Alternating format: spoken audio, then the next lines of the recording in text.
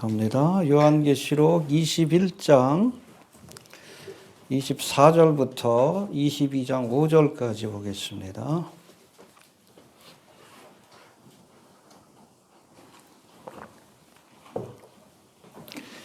계시록 21장 24절부터 22장 5절까지 교독합니다. 만국이 그 빛 가운데로 다니고 땅의 왕들이 자기 영광을 가지고 그리로 들어오리라.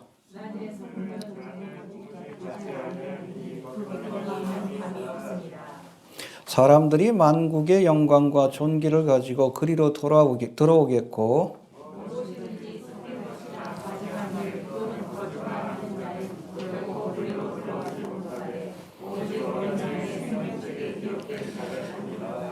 또 저가 수정같이 맑은 생명수의 강을 내게 보이니 하나님과 및 어린 양의 보좌로부터 나서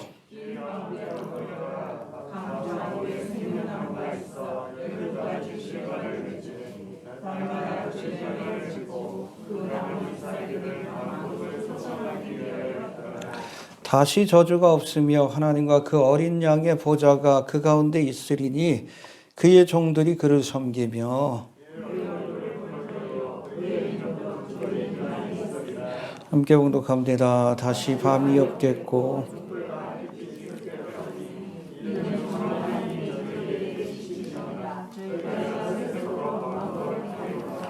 아멘.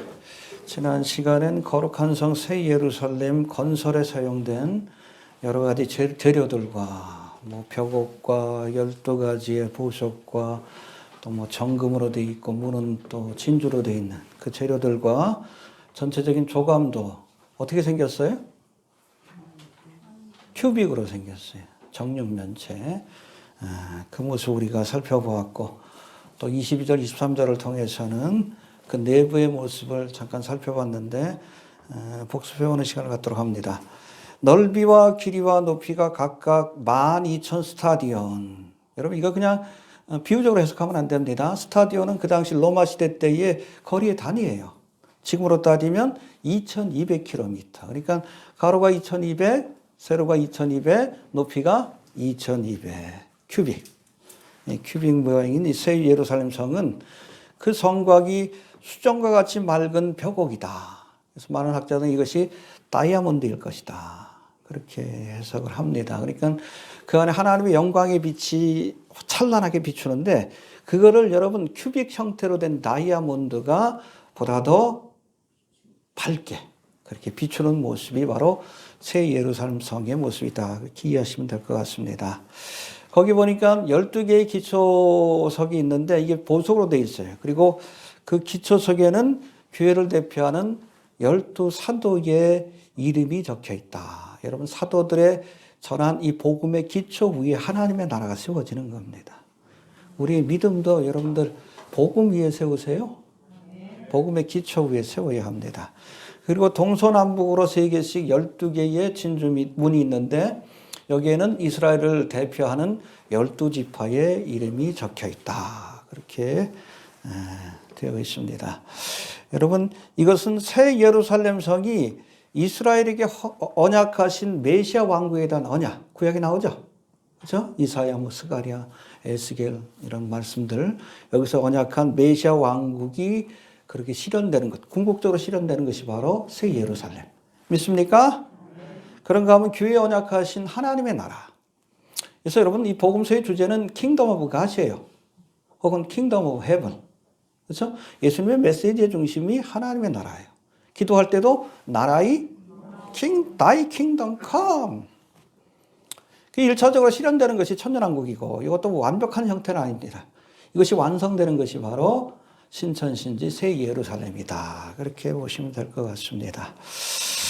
아무튼 이 새 예루살렘은 이스라엘에게 주신 언약과 교회에 주신 언약, 그 언약이 성취되는 그러한 나라이고 그런가 하면 하나님께서 인류를 구원하시기 위해서 두 공동체를 사용하셨다는 거예요. 첫 번째는 누구예요?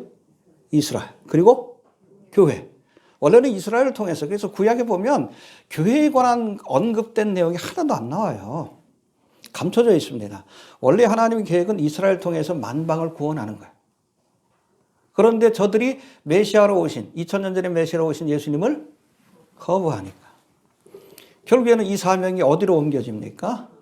돌감람나무 가지인 교회로 옮겨지게 되는 거예요. 그래서 2000년 동안 교회가 이스라엘을 대신해서 선교적 열매를 맺는 사명을 감당했는데 이제 교회도 이제 마지막 때에 휴거의 사건으로 이 땅에서 떠나가게 되면 얼마 남지 않았어요.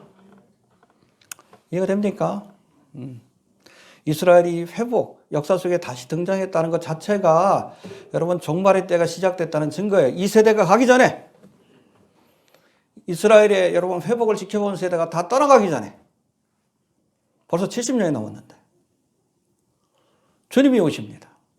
그래서 교회가 이렇게 떠나가게 되면 로마서 우리 11장의 말씀처럼 본래 창감나무 가지였던 이스라엘이 이 창감나무에 하나님의 은총의 나무에 접붙임을 받고 다시금 열매 맺는 사명을 감당하는데 언제?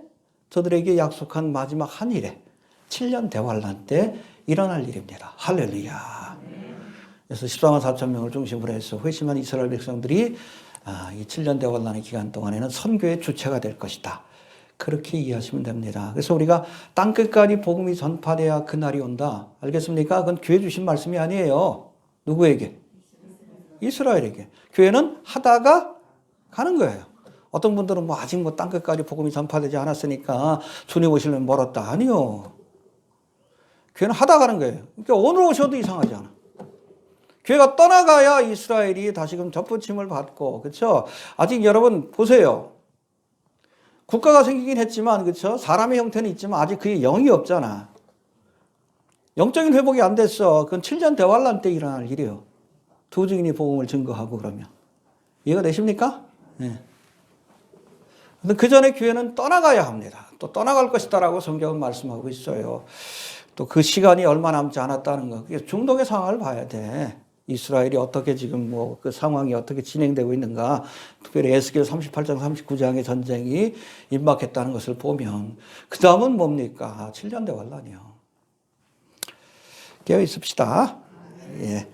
그리고 이스라엘 예루살렘 성의 내부의 모습을 소개한 22절, 23절의 말씀을 보면 예루살렘 성 안에는 성전이 없다.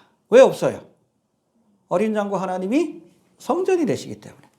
또 거기에는 해와 달의 비침이 쓸데없다. 거기는 해도 달도 없습니다. 왜? 하나님이 비치시니까. 예.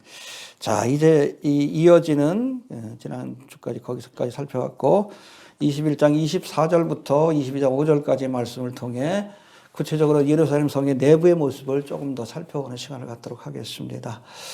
아무튼 신천신지 새 예루살렘은 우리가 가야 될 궁극적인 하나님의 나라입니다. 그렇죠? 예수님은 알파와, 그렇죠? 우리가 성경에 대해서도 알파만 알면 안 돼. 구원의 도리에 대해서도 복음만 알면 안 돼요. 재림의 복음을 알아야 돼. 예수 믿고 구원받으면 천국 가는데 천국이 어떤지 알아야지. 괜히 누가 환상봤다 꿈꿨다 엉뚱한 거기에 귀 기울이지 마시고 여기 다 나와 있어요. 여기 다 나와 있습니다. 이 말씀을 통해서 궁극적으로 우리가 가게 될 하나님의 나라는 어떤 것이 거기서 우리가 어떤 일을 경험하게 될지 우리가 깨달음으로 하나님 나라에 대한 소망을 새롭게 해야 하는 거예요. 소망을 새롭게 할 수 있게 되길 바랍니다. 예. 하나씩 살펴봅니다. 먼저 24절 봅시다. 시작.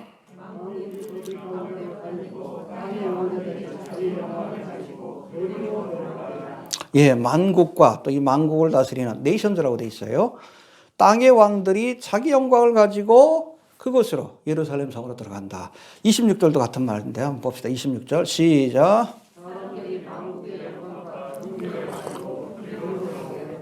예, 여기서 우리 만국이라는 단어가 영어로는 네이션즈라고 되어 있는데 이걸 보면 적어도 신천신지 새 예루살렘이 시작되기 전인 천년왕국 기간 동안에는 지금과 똑같은 나라들이 있는 거예요. 알겠습니까? 이게 스가랴 14장 17절에 보니까 천하만국 중에 그 왕 만군의 여호와께 숭배하러 예루살렘에 올라오지 않는 자에게는 비를 내리지 아니할 것이다. 그래서 구체적으로 예루살렘이 그렇게 올라오지 않으면 그렇죠. 만국이죠. 이스라엘이라는 나라가 있고 애굽이라는 나라가 있고 그 외에 여러 나라들이 있는 거예요. 하나님께서 거기에 재앙을 내린다. 알겠습니까? 지금과 똑같은 나라들이 있는 겁니다. 이해가 되셔요?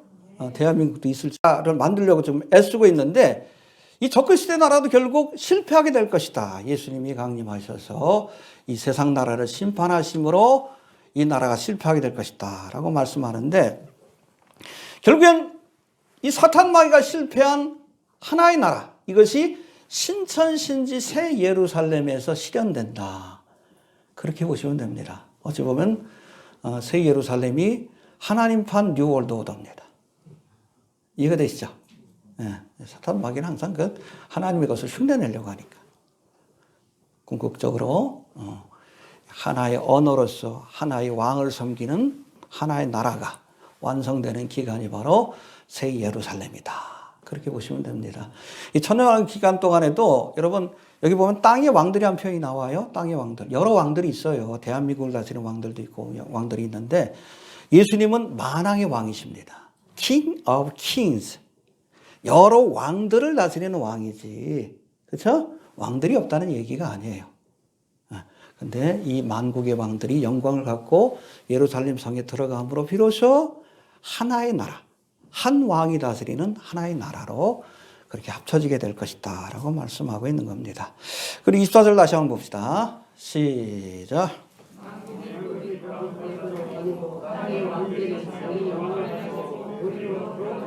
예, 그렇죠. 이 땅의 왕들, 그렇죠. 천년왕국 기간 동안에 이 땅을 다스리던 땅의 왕들이 그 영광을 가지고 예루살렘으로 들어가리라. 할렐루야. 땅의 왕들이 누구요? 우리예요, 우리. 맞아요. 우리가 바로 왕 같은 제사장으로서 천년왕국 기간 동안 이 땅을 통치하게 될 겁니다. 문화의 비유 아시잖아요. 주님께서 문화를 남기고 갔는데 한 문화를 가지고 5문화를 남긴 자에겐 5고을을 다스리는 권세를 주시고 10문화를 남긴 자에게는 10고을을 다스리는 권세를 주시고 우리가 바로 땅의 왕들입니다. 이해가 됩니까? 예. 아무튼 이 땅의 왕들로서 세상을 통치하며 천년왕국 기간 동안 그 통치하면서 얻은 영광을 가지고 새 예루살렘 성에 들어가서 그 영광을 누구에게 돌려드려요? 하나님께 돌려드림으로. 할렐루야. 그렇죠.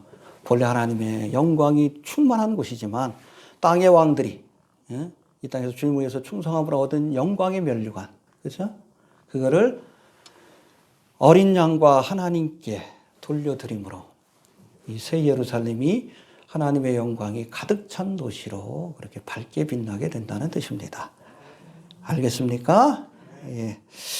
여기 보면 본문에서 성도들이 영광을 가지고 새 예루살렘에 들어온다. 해봅시다. 들어온다. 예, 이 단어가 영어로는 into라고 되어 있는데 to가 아니라 그냥 into예요. to라 그러면 그냥 그쪽으로 들어간다는 뜻이고 into는 안으로 스며든다는 뜻입니다. 그래서 이 into라는 단어가 헬라 원문 에이스라고 되어 있는데 이거는 스며들어서 하나가 된다는 뜻을 갖고 있습니다. 할렐루야. 이미 여러분 새 예루살렘에 하나님의 영광이 가득해요. 거기에 성도들이 가져온, 땅의 왕들이 가져온 그 영광을 하나님께 돌려드림으로 할렐루야.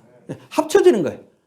이 영광이 합쳐져서 더욱더 밝은 하나님의 영광이 충만한 곳으로 그렇게 빛나게 될 것이다 라고 말씀하고 있는 겁니다. 할렐루야.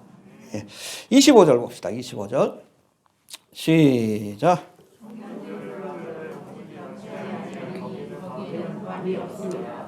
네, 해봅시다. 성문들을 닫지 않는다. 여러분 창세기 3장을 보면 하나님께서 사람들이 범죄하고 나서 타락하게 되니까 아담과 하와를 에덴 동산에서 쫓아내시고 그리고선 거기다 화영검을 둘렀어요. 화영검을 두르시고 특별히 생명나무로 가는 길 가운데 구룹 천사를 두어서 들어가지 못하게 했습니다. 문을 닫아 놓았어요. 에덴 동산으로 갈 수 있는 길을 닫아 놓으셨어요. 문을 닫아 놓으신 겁니다. 근데 닫혔던 문이 여기 다시금 열려지는 모습을 보여주는 거예요. 여기 들어가서 생수의 은혜를 경험하고 뒤에서 설명하지만 생명나무 열매를 먹을 수 있는 그런 축복을 주시는 겁니다. 여러분 공생의 기간 동안에 예수님은 스스로를 양의 문이라고 표현하십니다. 예수님께로 들어가야 해요. 예수님만이 길이요 진리요 생명이요 문입니다. 예수를 통과해야 예루살렘 성에 들어갈 수 있어요. 또 여러분 아시아 7교회 가운데 빌라델비 교회를 상해서도 볼지어다 내가 네 앞에 열린 문을 두었으니 능히 닫을 사람이 없으리라. 할렐루야. 우리에게 열린 문의 축복을 주시겠다. 천국 문을 열고 우리를 기다리고 계신다. 오라 오라 오라. 주님께서 문을 열고 기다리고 계셔요. 믿음으로 들어가면 우리가 예루살렘 성에 들어가는 거예요. 알겠습니까? 네. 두 번째 25절을 보니까 25절 한번 다시 봅시다. 시작.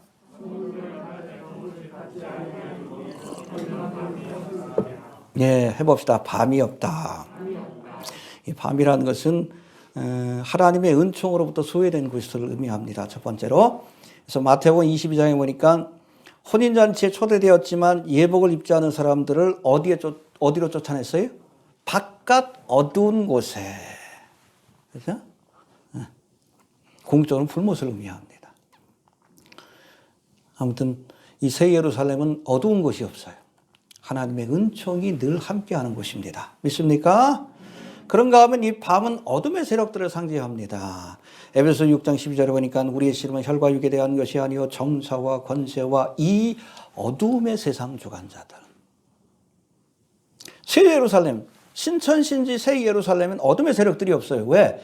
이들이 백보자 심판에서 심판을 받고 다 어디에 떨어졌기 때문에. 지옥 불못에 떨어졌기 때문에 어둠이 없습니다. 이해가 되십니까? 예, 그리고 27절 봅시다. 시작.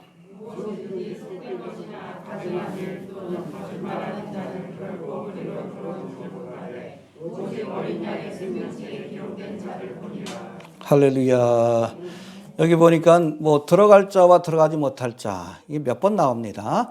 7, 8절에도 21장 7, 8절에도 나오고 뭐 22장에도 다시 한번 나오는데 여기 보니까 해봅시다. 속된 것이나 가증한 일 이게 우상숭배하고 연결되는 거예요. 우상숭배자는 하나님의 나라에 들어가지 못합니다. 그리고 거짓말하는 자 이거 거짓 선지자예요. 온갖 그렇듯한 말로 사람들을 미혹하여 배도의 길로 인도하는 교원이 그렇잖아. 다른 종교에도 구원이 있다고 그러고. 거짓말하는 자예요. 지옥 갑니다. 응? 우리 성도들은 진리의 자녀고 하나님의 좋은 진리만을 전해야 돼. 하나님의 말씀만을 전해야지. 엉뚱한 거 가지고 자꾸 미혹하는 자들이 있어요. 거짓말하는 자들이요. 거짓 선생들. 지옥 갑니다. 알겠습니까? 예, 마지막 때다 보니까 교회 안에서도 진리가 아닌 세상 철학과 거짓말을 전하는 그런 사역자들이 많아. 그런 데는 또 사람들이 많이 모여. 마지막 때가 되면 많은 사람들이 귀를 즐겁게 할 스승들을 많이 쫓아다닌다 그랬어요. 지들이 듣고 싶어 하는 얘기 해주니까 쫓아가는 거예요. 3박자 축복이니 5박자 축복이니 성경에 어디 그런 말씀이 있어요? 예수 믿으면 무슨 축복받아요? 세상적인 축복을 주십니까? 아니요. 십자가의 길이라고 있는데. 거짓말하는 자들이에요. 하나님 나라를 유업을 얻지 못합니다. 말씀을 보세요. 말씀을 믿으시길 바랍니다. 목사 믿지 말아요. 그럴듯한 설교 여러분. 아무리 그럴듯한 설교에도 집으로 가서 배려학교인처럼 그런가 하여 살펴보세요. 이게 정말 성경적인가 나와 있잖아요. 제 설교 듣고 나서도 정말 그런가 하여 살펴보세요. 거짓말인지 아닌지. 아니면 물리쳐야죠. 아무리 여러분. 사도 바울이 설교한다 할지라도 성경 말씀에서 위배된 거 이야기하면 물리쳐야지. 그런 성도가 되어야죠. 거짓말하는 자들은 하나님의 나라에 들어갈 수 없다. 그런데 봅시다. 오직 어린 양의 생명책에 기록된 자들, 예, 이런 사람들은 여러분 예루살렘 성에 들어갈 자격을 얻게 됩니다. 할렐루야. 우리 예수를 믿고 하나님의 자녀가 될 때 우리 이름이 어린 양의 생명책에 기록이 되는 거예요. 이게 하나의 패스포트예요. 그리고 외국에 입국하려면 여권이 있어야 되잖아요. 이게 패스포트예요. 여권이. 과연 내 이름이 어린 양의 생명책에 기록되어 있는지 좀 돌아볼 수 있게 되길 바랍니다. 알겠습니까? 여러분 누가복음 10장 20절에 보면 그 예수님께서 이 제자들을 둘둘씩 짝지어서 전도를 보냈는데 주님께서 권능을 주시니까 큰 이적이 나타났어요. 그래서 복음을 전할 때 병든 자가 일어나고 귀신이 쫓겨나는. 제자들이 돌아와가지고 흥분해가지고 우리가 예수님의 이름으로 선포했더니 막 귀신이 쫓겨나고 그러더라고. 그때 예수님이 뭐라고 하십니까? 귀신들이 너희에게 항복하는 것으로 기뻐하지 말고 너희 이름이 하늘에 기록된 것으로 기뻐해라. 할렐루야. 이걸 달리 이야기하면 아무리 귀신을 내어쫓고 병든 자를 일으켜도 하늘에 그 이름이 기록되지 않은 자들도 있다는 거예요. 누구? 가룟 유다. 목사들 가운데도 구원 못 받는 사람이 있어요. 심지어는 여러분 놀라운 능력을 나타내고 수많은 사람을 전도한 사람도 지옥 가 있는 사람들이 있어요. 가룟 유다가 그랬어요. 가룟 유다가 귀신을 내어 쫓았습니까? 쫓았지. 전도했습니까? 전도 열심히 했죠. 그래서 많은 영혼들을 구원했겠죠. 그렇죠? 병든 자도 일으키고. 그러나 구원 못 받았어요. 못 받았어요. 능력 받았다고 구원 받은 게 아니에요. 은혜 받았다고 구원 받는 게 아니에요. 은혜를 받아야 여러분 구원 받을 수 있지만 전제 조건이지만 은혜 받는 사람이 다 구원 받는 건 아니에요. 발람처럼 여러분 가룟 유다처럼 하나님의 은혜를 헛되이 받는 사람들이 있어요. 은혜 받고 능력 받고 성령 충만해도 그렇죠? 회개하지 않으면 구원 못 받는 거예요. 우리 죄를 회개하고 예수님을 구세주로 영접하고 주님의 말씀에 순종하기로 결단할 때에 우리의 이름이 하늘 생명책에 기록되는 거예요. 돌아볼 수 있게 되길 바랍니다. 과연 내가 올바른 믿음을 갖고 있는지 아니면 은혜 받은 걸 구원 받은 걸로 착각하고 있는 것인지 돌아볼 수 있길 바랍니다. 자, 이제 22장으로 넘어가서 1절 2절 한번 봅시다. 1절 2절 시작.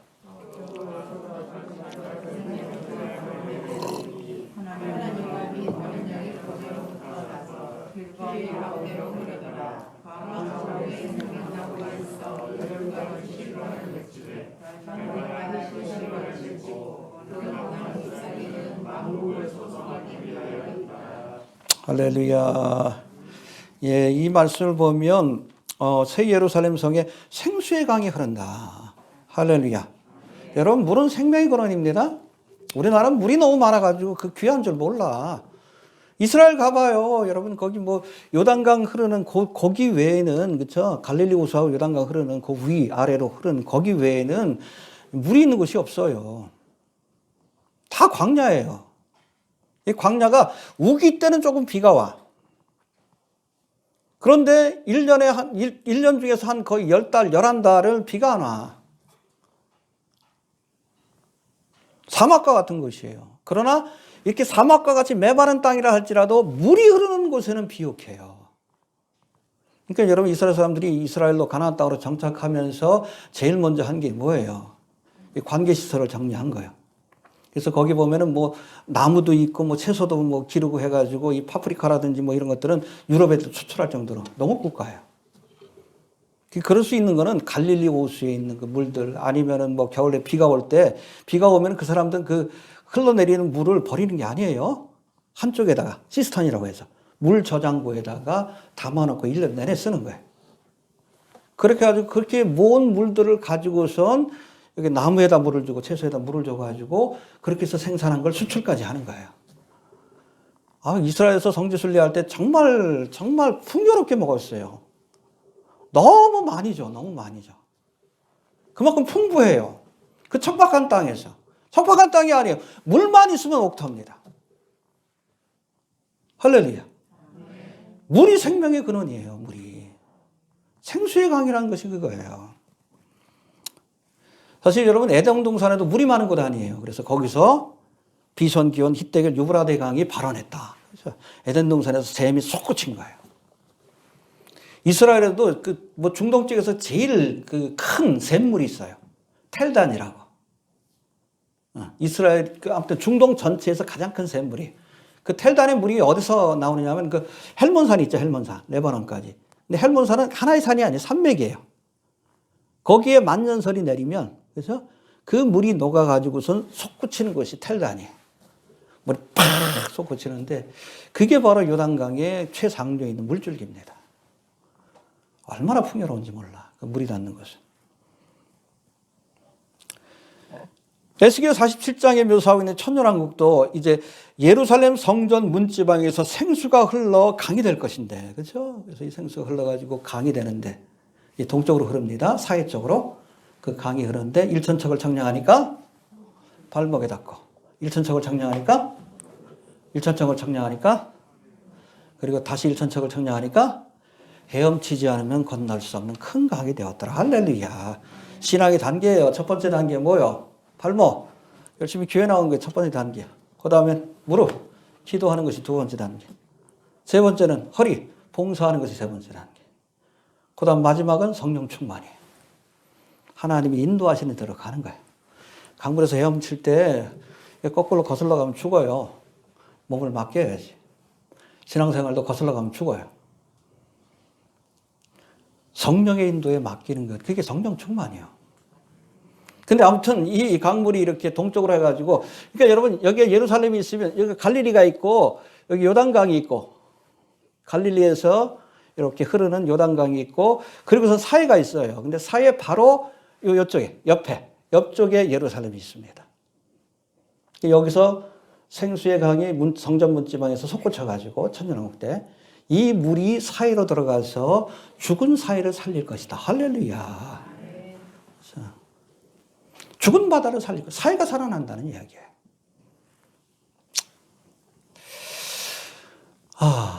근데 이 생수가 어디로부터? 어린 양의 보좌와 하나님의 보좌로부터.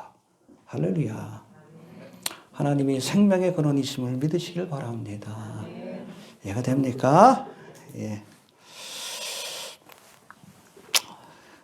자, 하나님과 어린 양이 생수의 근원, 즉 생명의 근원이 되신다는 말씀인데, 하나님은 특별히 예레미야 2장 13절의 말씀을 통해서 내 백성이 두 가지 악을 행하였나니 곧 생수의 근원되는 나를 버린 것과, 하나님이 생수의 근원이십니다.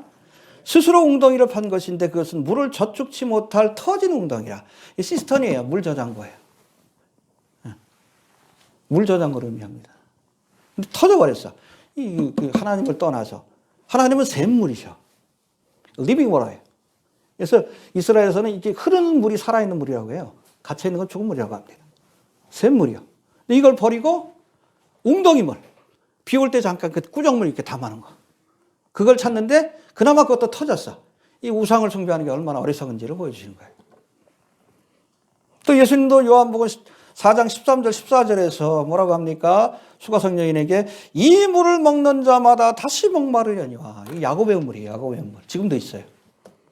이 야곱의 우물을 먹는 자는 다시 목마르려니와 내가 주는 물을 먹는 자는 영원히 목마르지 아니하리니 나의 주는 물은 그 속에서 영생하도록 솟아나는 샘물이 되리라. 할렐루야. 솟구치는 물이야. 솟구치는 물. 이게 생수예요. 고인 물은 생수가 아니요. 바로 하나님과 어린 양이 생수의 근원이 되십니다. 예, 또 2절에 보니까 이 생수의 강이 길 가운데, 예루살렘 성 길 가운데 흐르는데 그 좌우에 뭐가 있어요? 생명나무. 2절 다시 한번 봅시다. 2절 시작.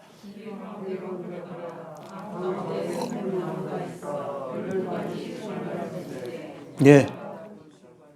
예. 아무튼 거기 생명나무가 있는데 달마다 12가지 실과를 맺는다. 생명나무 열매가 한 가지가 아니란 얘기예요.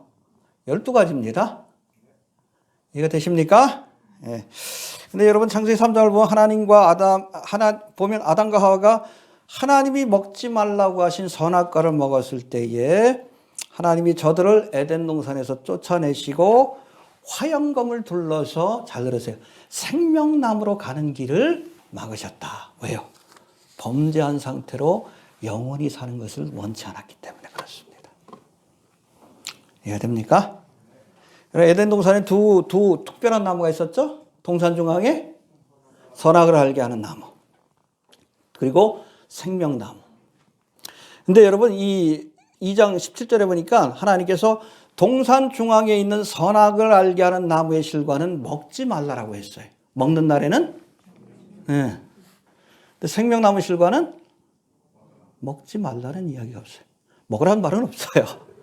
예. 먹지 말라는 뭐 말이 없으니까 모든 실과를 먹어도 된다 그랬으니까 먹어도 되는 겁니다. 선악과를 안 먹고 그렇죠? 이 생명나무 실과를 먹었으면 지금까지도 아담이 살았을 거예요. 영생을 주는 실과이기 때문에 그렇습니다. 알겠습니까? 예. 왜 여러분 이 생명나무 실과로 가는 그 길이 막혔는가? 딴 거 아니에요. 죄 때문에 그래. 그래서 우리가 생명나무의 실과를 다시 먹기 위해서는 죄사함을 받아야 합니다. 그런 사람이 예수를 믿고 죄사함을 받은 사람들이 예루살렘 성으로 가서 생명나무의 실과를 먹고 영생을 하게 되는 거예요. 할렐루야. 있습니까? 예. 자, 그리고 2절의 말씀을 보면 2절 다시 한번 봅시다. 2절 시작.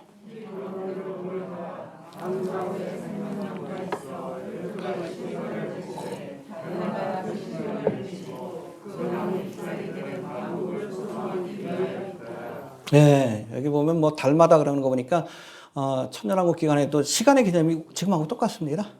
그렇게 이해하시면 될 것 같아요. 그리고 아무튼 생명나무 실과는 몇 가지 종류다?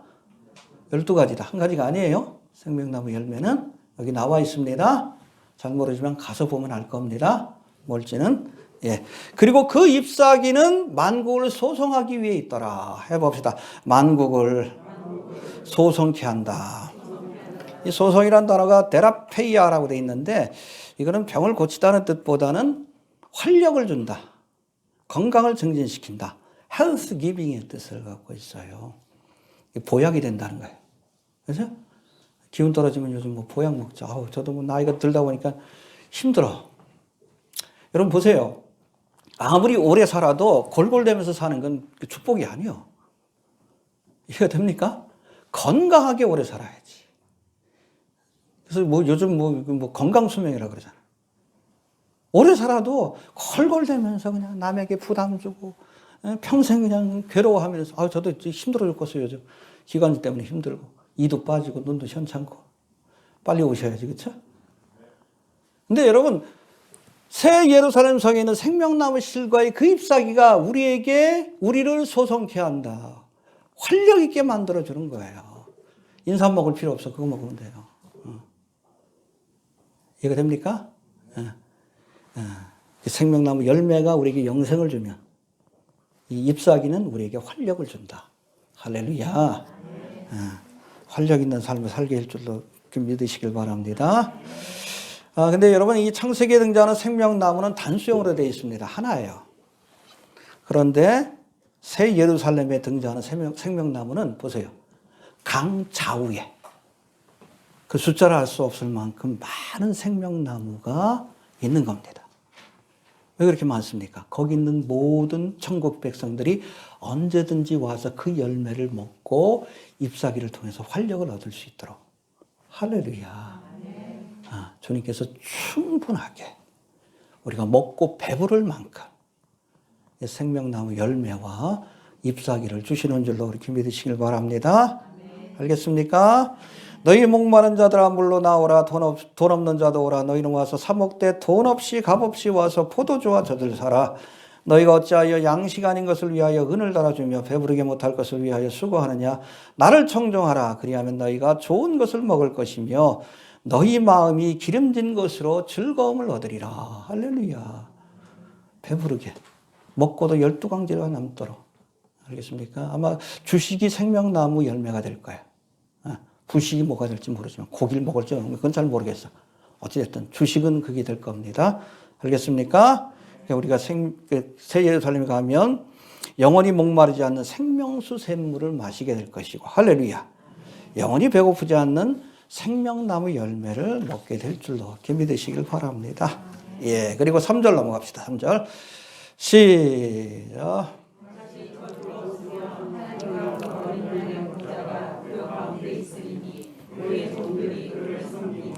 예, 거기 보니까 예루살렘 모든 것이 충만한 곳이지만 없는 것들도 있다라고 말씀하는데 저주가 없다. 그래서 여기 보면은 21장 1절에 보면 이 신천신지 새 예루살렘에 바다가 없다라고 했어요.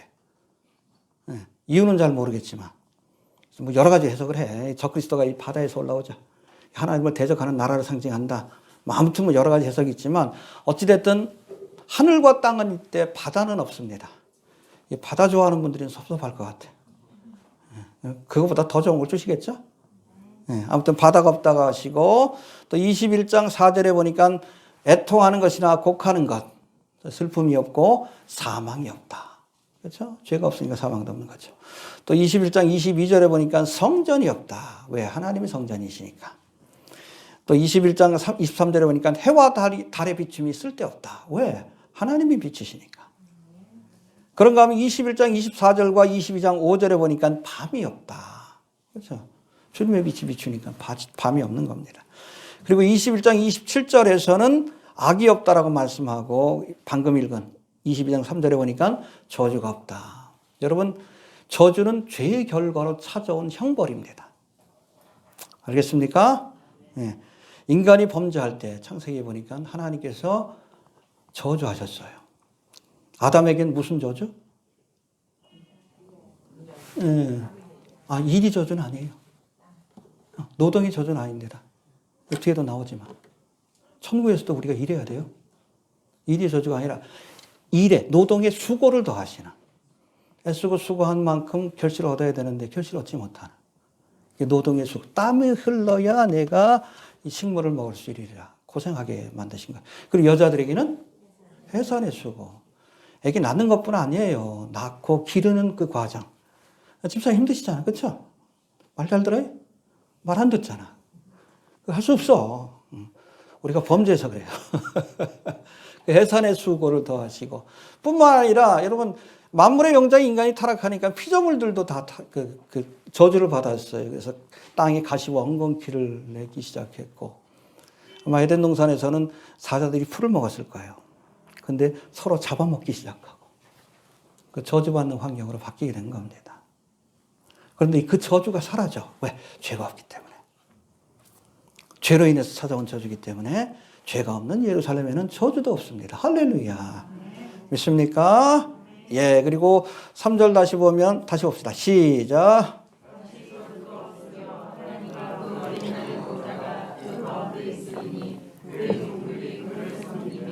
예, 여러분 예루살렘이 천국인 것은 딴 게 아니에요. 하나님과 어린 양의 보좌가 거기 있어요. 하나님이 통치하는 나라가 천국이에요.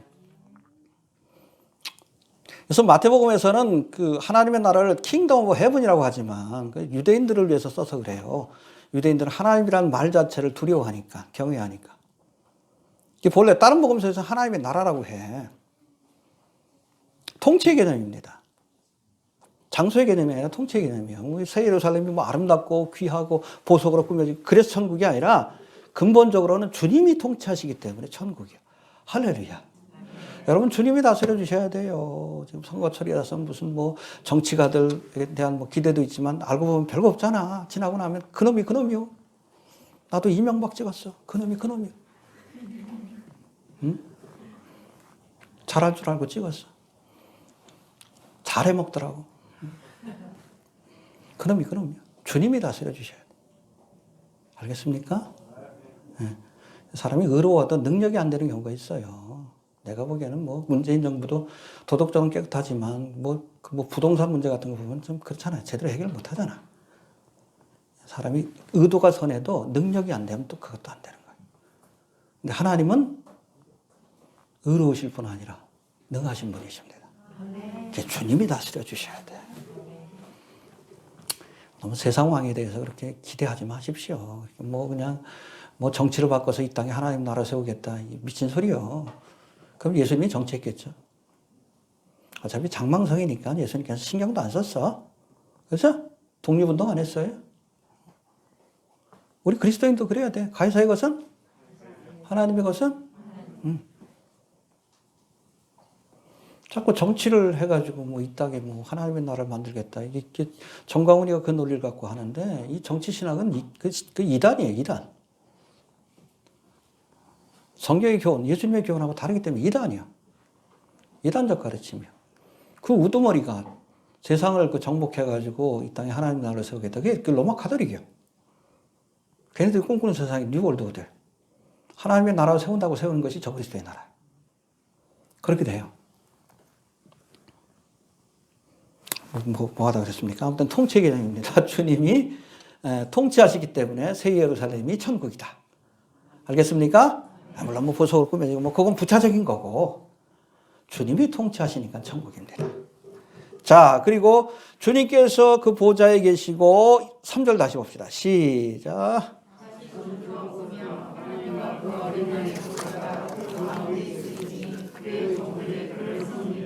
예, 그의 종들이, 그 종들이 누구요? 우리들이야, 우리들. 하나님 앞에서 우리는 종들이지. 하나님을 섬기는 것입니다. 일하는 것이에요. 놀고 먹는 것이 아니요. 동양의 천국 개념은 가가지고 매일같이 놀고 먹고 아니요. 천국 일하는 것입니다. 섬기는 것이에요.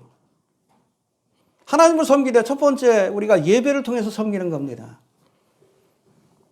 그래서 여러분 예배를 영어로 워십 서비스라고 합니다. 하나님을 섬기는 거예요. 성도들이 해야 될 가장 중요하고 첫 번째 되는 일이 바로 하나님을 예배하는 거예요. 나는 주님을 위해서 아무것도 안 했다. 아니요. 나와 예배 드리는 거 하나님을 위해서 가장 중요한 일을 하고 있는 거예요. 그 예수님께서 이 부엌에서 열심히 예수님을 위해서 음식 준비하는 마르다보다 그 앞에서 예배 드린 마리아를 칭찬했잖아. 네가 더 좋은 것을 택하였다. 빼앗기지 아니하리라. 예수님이 그걸 더 기뻐하시는 거예요. 야, 대충 만들어라. 한두 가지만 하더니 너도 와서 예배 드려라. 그래. 그런가 하면 또 주님께서 그곳에서 우리에게 맡겨주신 사명이 있겠죠. 에덴 동산에서도 맡겨주셨잖아. 아담에게 뭘 맡겼어요? 만물을 정복하고 다스리는. 그렇죠? 특별히 에덴 동산을 잘 cultivate 하는. 영어의 성경은 cultivate, 가꾸는. 그래서 인류의 첫 번째 직업은 뭐라고요? 정원사예요, 정원사. 알겠습니까? 열심히 에덴 동산 가꾼 거예요. 누가? 아담에게 그걸 맡겨주신 거예요. 열심히 일한 겁니다. 그리고 하나님께서 새와 또 짐승들을 짓고는 창조하시고 나서는 그들을 데리고 와서 이 아담에게 이름을 지으라고 했어요. 이름을 지으라는 것은 그것을 관리하라는 얘기예요. 집에서 뭐 강아지 키우고 그러잖아. 이름 지어주잖아. 아담이 똑똑했을 것 같아. 그렇죠? 그 모든 새와 뭐 동물들 이름을 다 짓고 그것도 관리할 정도면 머리가 굉장히 똑똑했을 것 같아. 그런 일들 하게 될 거예요. 우리가 천국 가면. 위로는 주님을 섬기고 일하는 겁니다. 또 주님께서 맡겨주실, 무슨 일을 맡겨주실지 모르지. 그렇잖아요. 신천지 새 예루살렘에 새로운 피조물들도 많이 만들 텐데 그 모든 것들을 정복하고 다스리고 지키고 관리하는 일들. 원래 아담에게 주어졌던 일입니다. 그 일을 다시금 맡겨주실 겁니다. 놀고 먹는 것 아니에요? 열심히 일하는 것입니다. 노동의 저주는 없죠. 노동의 기쁨만 있는 것. 일하는 게 여러분 저주가 아니에요. 저주라고 생각하면 한 달 동안 쉬어봐. 쉬는 게 저주지.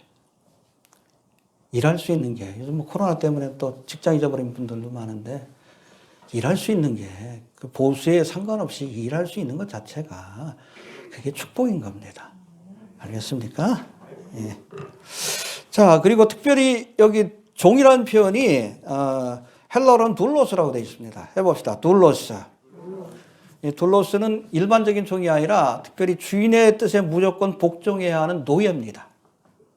노예. 알겠습니까? 이 둘로스에게는 자기 의견이 없어. 청지기하고는 달라. 그냥 죽으라 그러면 죽고 가라 그러면 가고. 근데 우리가 하나님 앞에 둘로스가 돼야 돼. 이해됩니까?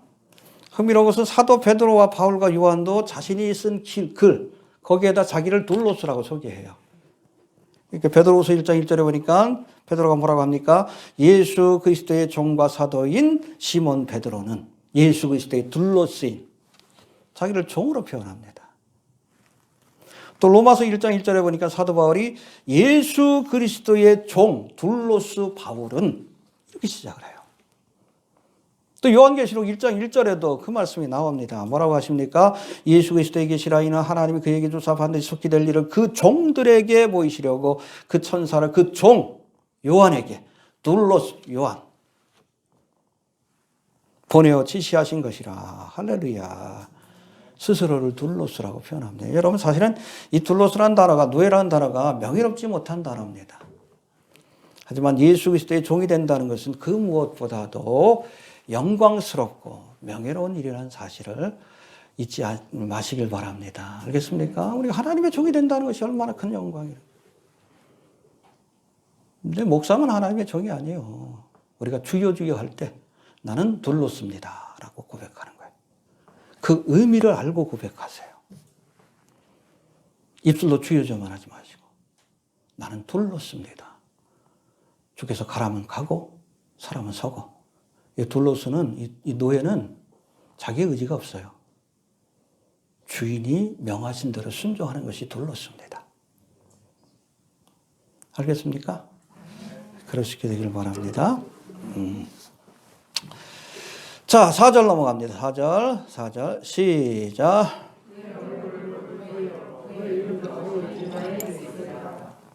해봅시다. 그의 얼굴을 볼 터이요. 죄인된 인간이 하나님의 얼굴을 뵙는 것은 사실은 모세도 못한 일이에요. 출애굽기 33장에 보면 어느 날 이 모세가 하나님 앞에 하나님의 모습을 좀 보여주십시오. 그때 하나님 뭐라고 해? 야, 내가 내 얼굴을 보지 못하리니 나를 보고 살 자가 없음이라. 하나님 얼굴 보면 죽습니다. 그러니까 그래도 보여달라고 그러니까 어떻게 하나님께서 얘를 바위 틈에 숨겨두셔, 모세를. 그러고서 하나님의 얼굴이 아니라 슬쩍 지나가는 뒷모습을 살짝 보게 하셔요. 왜 그럽니까? 하나님의 얼굴을 뵙는다는 것은 이건 정말 죄인이기 때문에 불가능한 일이에요. 모세와 같은 하나님의 종들도. 그런데 새 예루살렘에 가면 우리가 날마다 하나님과 어린 양의 얼굴을 보게 될 겁니다. 할렐루야. 아까 뭐 찬양했죠? 구주로 생각만 해도 내 마음이 좋거든. 그 얼굴 배울 때야 얼마나 좋으랴. 새 예루살렘에 가면 그렇게 보게 될 거예요. 하나님의 얼굴을. 또 어린 양 예수 그리스도의 얼굴을 보게 될 겁니다. 자, 그리고 4절 다시 봅시다. 4절 시작.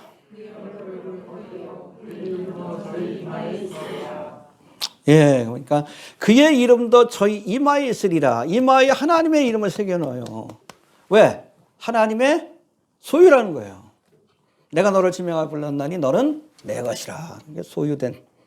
그렇죠? 적그리스도가 이걸 흉내내는 것이 바로 짐승의 표요. 그렇죠? 이마와 오른손에. 여기다 짐승의 표를 받게 돼. 그 받는 건 뭐예요? 내가 짐승에게 소속됐다. 짐승을 섬기겠다. 그런 뜻이요. 그러니까 짐승이 가는 지옥까지 쫓아가는 거예요. 짐승 섬기로. 적그리스도 섬기기 위해서. 그렇죠? 이 땅에서 열심히 하나님의 이름을 맡고 하나님의 이름을 이렇게 붙이고 하나님을 섬기는 사람들은 그렇죠? 죽어서도 하나님 섬기러 천국 가는 거예요. 이해가 됩니까? 근데 이 땅에서 여러분 짐승의 표를 받고 이렇게 가는 사람들은 죽어서도 어디가? 짐승 섬기러 지옥 가는 거예요. 선택하시길 바랍니다. 하나님의 이름을 맡고 하나님의 이름을 새겨놓고 천국 갈 것인지 거기서 하나님을 섬길 것인지 아니면 짐승의 표를 받고 지옥에 가서 짐승을 섬길 것인지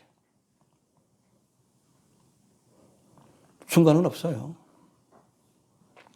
결단해야 합니다. 그 결과에 대한 책임도 내가 지는 거예요. 또 마지막 5절 봅시다. 5절 시작.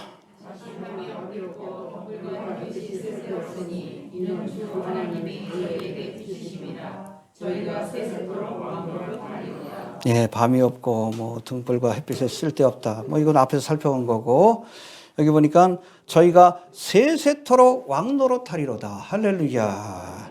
왕노릇한다라고 말씀합니다. 그렇죠? 좀 이상하잖아요. 3절에서는 종이라 그러더니 여기서는 또 왕이래. 이게 뭔가 하면 하나님 앞에서는 종이에요. 그리고 하나님 지으신 모든 피조물들을 다스리는 왕이 되는 겁니다. 이게 본래 아담을 창조했을 때의 모습이에요. 근데 아담이 타락하니까 이 영적인 질서가 바뀌었어. 하나님을 부인하니까. 그 다음부터는 다스리라고 주신 피조물들을 섬기기 시작한 겁니다. 역전이 돼버린 거예요. 해를 섬기고 달을 섬기고 천국에 그걸 없애버리자 아예. 예? 짐승을 섬기고 사람을 섬기고 우상을 섬기고 돌을 섬기고 그 영적인 질서가 다시 회복되는 그 기간이 바로 알겠습니까? 천년왕국 기간 동안에는 둘째 아담이 예수님이 그 모습을 보여주는 거고 여러분 신천신지 새 예루살렘이 시작이 되면 우리 모두가 아담처럼 위로는 하나님을 섬기고 그렇죠? 그래서 하나님 앞에서는 둘러서요. 또 주의 명령에 순종해서 만물을 통치하는 만물의 영장. 잃어버렸던 에덴의 축복과 권세가 회복되는 기간이 바로 신천신지 새 예루살렘이에요. 알겠습니까? 그래서 여러분 창세기와 요한계시록은 서로 맞닿아 있습니다. 창세기에 본래 인간을 하나님의 형상을 따라 지으셨을 때에 본래 지으신 목적 이거 훼손이 됐어요. 뭐 때문에? 죄 때문에. 그 중간 과정에 예수님께서 죄를 속하기 위해서 십자가를 지시고 대속의 사역을 완성하신 것이고 그렇게 예수를 믿는 사람들이 궁극적으로 신천신지 새 예루살렘에 가서 본래 아담이 갖고 있다. 만물의 영장으로서의 왕의 권세.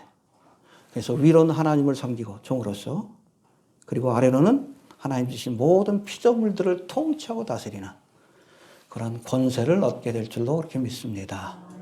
언제까지? 세세토록. 할렐루야. 하나님의 나라는 영원한 나라입니다. forever and ever라고 되어 있어요. 두 번 강조하는 거예요. 세세토록. 세상 나라는 장망상입니다. 그렇죠? 망할 날이 얼마 안 남았어요. 심지어 여러분 천년왕국도 천년이란 한정된 기간 속에서 주어지는 시간이에요. 영원한 하나님의 나라는 신천신지 새 예루살렘입니다. 그래서 여러분들 세상 나라하고 하나님 나라의 중간인 이 천년왕국 기간을 어떤 신학자는 그렇게 얘기합니다. 천국문, 천국이란 집, 그것으로 들어가는 포털이다. 현관문이다라고 표현을 합니다. 알겠습니까? 이 천년왕국을 통과해서 우리가 궁극적인 하나님의 나라, 그곳에서 우리가 영원히 하나님을 섬기며 만물의 영장으로서 모든 피조물을 다스리는 왕의 권세를 누리게 될 겁니다. 할렐루야. 그날을 소망합시다. 네. 그래서 아무튼 다음 시간부터는 에필로그예요. 전체 내용들을 다시 한번 요약하는 거 에필로그고 여기까지가 어떻게 보면 성경의 마지막 교훈이라고 할 수 있는데 여러분 이게 바로 결론입니다. 21장과 22장에서 우리가 살펴본 신천지 새 예루살렘이 그렇죠? 어떻게 보면 에덴의 축복이 회복되는 거라는 것인데 이게 결론이에요. 여러분 책에서 가장 중요한 부분이 어디요? 결론이에요. 근데 결론을 안 가르쳐요, 좀 교회에서 그렇죠? 어? 여러분 소설책 읽다 쭉 읽다가 그렇죠? 탐정 소설인데 읽고선 결론 부분만 안 읽는다? 말이 안 되지. 제일 중요한 데가 여기예요. 근데 안 가르쳐. 왜 안 가르치는지 모르겠어. 이게 오메가예요. 알파와 오메가. 재림의 복음까지 우리가 해야 알아야 우리가 그래야 성경을 다 아는 거예요. 선택이 아니라 이거 필수입니다. 하나님의 나라가 어떤지 알아야 우리가 알잖아요. 이거 정말 이런 하나님의 나라를 주님께서 예비하고 있다는 사실 우리가 알아야 필요한 목숨도 내놓는 거예요. 그렇죠? 목숨 걸고 예수 믿을 이유가 여기 있는 거예요. 이걸 왜 안 가르치는지 모르겠어요. 앞으로 2주면 아마 끝나게 될 거예요. 에필로그까지 한 2번 거쳐가지고 좀 설교하면 끝날 것 같은데. 아무튼 끝나는 대로 그냥 빠른 시간 내에 요한계시록을 좀 이렇게 엮어서 설교한 것들 엮어서 책을 내려고 일부러 하나하나씩 다 자세하게 했어요. 이번에 비밀 풀어내서 우리 교단 목사님들 또 대구에서 또 보내달라고 그러는데 좀 보내드리고 좀 필요한 분들한테 좀 보내드려서 또 우리가 마지막까지 알아야 돼. 결론을 알아야 돼요. 우리 신앙의 결국을 알아야 돼. 그래야 왜 예수를 믿는지를 우리가 알 수 있는 거예요. 여기 가려고. 천국 가려고 예수 믿는 겁니다. 이거 됩니까? 잘 먹고 잘 살라고 예수 믿는 거 아니에요. 그 교회 안 나와도 돼. 열심히 주식하세요.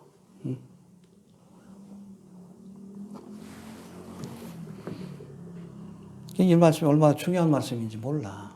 깨달을 수 있게 되기를 바랍니다. 예. 정리합니다. 땅의 왕들이 만국의 영광과 존귀를 가지고 들어가게 될 새 예루살렘은 언제나 하나님의 영광이 빛이 비추는 것이고 그곳에는 하나님과 어린 양의 보좌로부터 생명수 강이 흘러 이 강물이 닿는 곳마다 달마다 12가지의 과실을 맺는 생명나무가 자랄 것이라 말씀하십니다. 다시는 저주가 없으며 날마다 하나님의 얼굴을 뵐 수 있는 이곳에서 우리 모두가 하나님을 섬기며 만물을 다스리는 그 은혜를 얻을 수 있게 되길 바랍니다. 예. 낙오자가 되지 맙시다. 예. 우리가 순례의 길이 어렵고 믿음을 지키는 게 어려워도 우리에게 약속하신 이 하나님의 나라에 비하면 우리 목숨도 내놓을 만해요. 별건 아닙니다. 알겠습니까? 이걸 모르니까 그냥 세상에 잠시 잠깐 부귀영화 얻겠다고 예수를 팔고 그러는 거지. 예? 천국엔 길바닥이 정금인데, 그렇죠? 보도블록인데. 전체가 다 다이아몬드. 소망을 가지고 하루하루 좀 살아갈 수 있게 되길 바랍니다. 주신 말씀 붙들고 잠깐 한번 기도합니다. 하나님을 감사합니다. 오늘도 신천신지 새